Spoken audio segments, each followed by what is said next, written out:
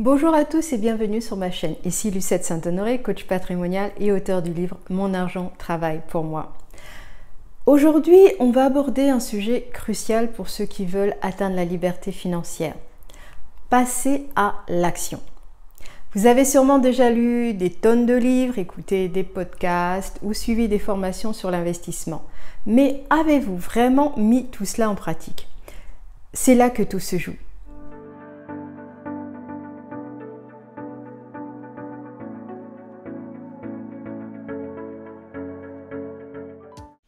L'inaction est l'ennemi du progrès. La plupart des gens restent coincés à l'étape de l'apprentissage. Ils accumulent des connaissances, recherchent toujours la prochaine meilleure stratégie et repoussent sans cesse le moment de se lancer. Pourquoi? Eh bien parce que passer à l'action fait peur. Peur de l'échec, peur de perdre de l'argent, peur de l'inconnu. Mais la vérité, c'est que ne rien faire est bien plus dangereux. Chaque jour où vous n'agissez pas, c'est une journée de plus où vous restez loin de vos objectifs financiers. Il faut comprendre que l'inaction est un choix. C'est un choix qui vous garde dans votre zone de confort, mais qui vous éloigne de la liberté financière. Exemple d'une action simple. Prenons un exemple simple. Disons que vous avez toujours voulu investir en bourse, mais vous n'êtes pas encore passé à l'étape pratique.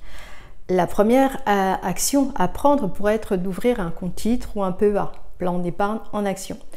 Cela peut sembler anodin, mais cette première étape enclenche un processus. Une fois le compte ouvert, vous serez prêt à investir votre premier euro, puis à continuer. Chaque action, aussi petite soit-elle, a un impact. L'important, c'est de faire le premier pas. Même si ce n'est pas parfait, même si vous faites des erreurs, c'est en agissant que vous apprendrez vraiment. L'importance de se fixer des objectifs. Pour passer à l'action, il est essentiel de se fixer des objectifs. Si vous ne savez pas où vous voulez aller, vous resterez indécis. Commencez par définir des objectifs financiers clairs et réalistes. Voulez-vous avoir une épargne de sécurité, investir dans l'immobilier, générer des revenus passifs grâce à la bourse? Une fois vos objectifs en tête, vous pouvez découper ces grands buts en petites actions à accomplir. Par exemple, si vous voulez investir dans l'immobilier, la première étape pourrait être de vous renseigner sur les différents types de biens, puis de commencer à visiter des appartements. Développer l'état d'esprit de l'action. Passer à l'action, c'est avant tout une question d'état d'esprit. Les personnes qui réussissent ne sont pas celles qui ne commettent jamais d'erreurs, mais celles qui apprennent et s'adaptent. Elles n'attendent pas que toutes les conditions soient parfaites, elles se lancent et ajustent en cours de route. Il est crucial de comprendre que l'action crée des opportunités. Plus vous agissez, plus vous apprenez et plus vous augmentez vos chances de succès.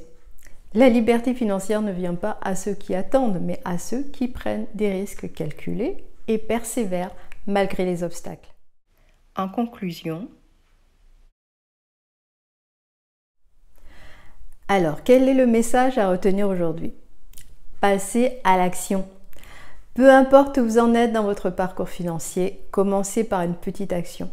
Ouvrez ce compte, faites vos premiers investissements, informez-vous sur un nouveau secteur d'activité. Chaque action compte et vous rapproche de votre objectif de liberté financière.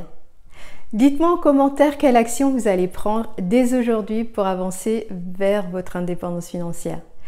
Et si vous avez aimé cette vidéo, n'oubliez pas de liker, de vous abonner et d'activer la cloche de notification pour ne rien manquer. Passez à l'action en profitant d'une séance de coaching offerte en cliquant sur le lien dans le descriptif.